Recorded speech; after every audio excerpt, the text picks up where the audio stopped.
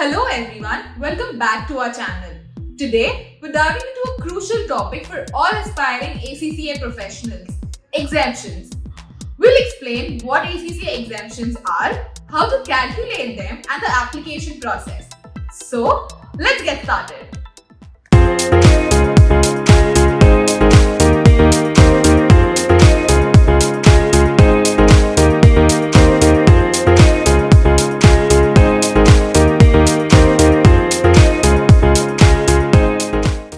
So what exactly are ACCA exemptions? If you have a degree in commerce or have studied subjects related to finance and accounting, you might be eligible to skip certain ACCA exams. In fact, even relevant work experience in accounting and finance can sometimes earn you exemptions. If you're not sure if you qualify, you can easily check using the exemption calculator on the ACCA website. To determine your exemptions, use the ACCA exemption calculator. Now, this tool assesses your educational background and qualification to see if you already have covered similar content related to the ACCA syllabus.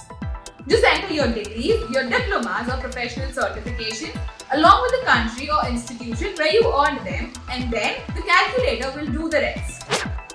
Now, let's break down the exemptions for various undergraduate degrees. If you have a BCom degree, you're exempted from the first 4 papers. With a BBA degree, you are exempted from 1 paper.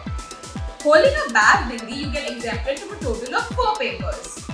Similarly, if you have a BMS degree with a focus in finance, you get an exemption of 1 paper.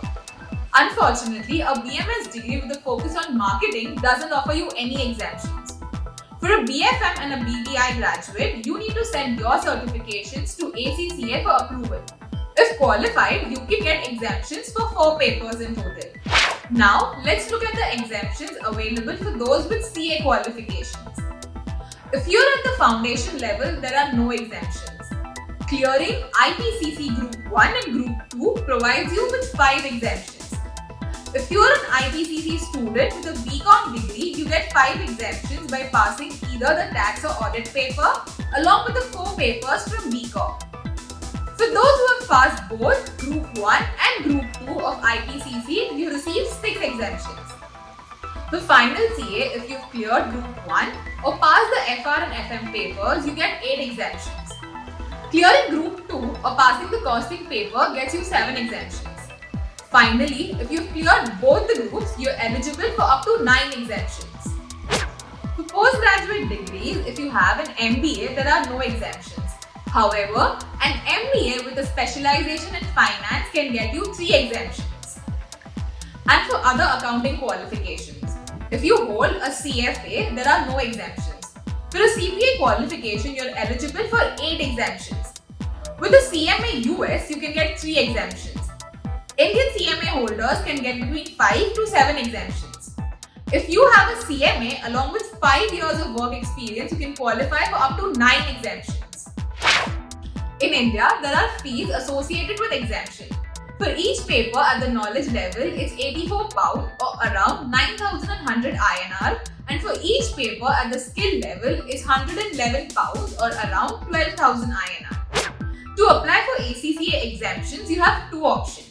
You can submit your inquiry while registering as a student on the ACCA website or email your documents directly to ACCA.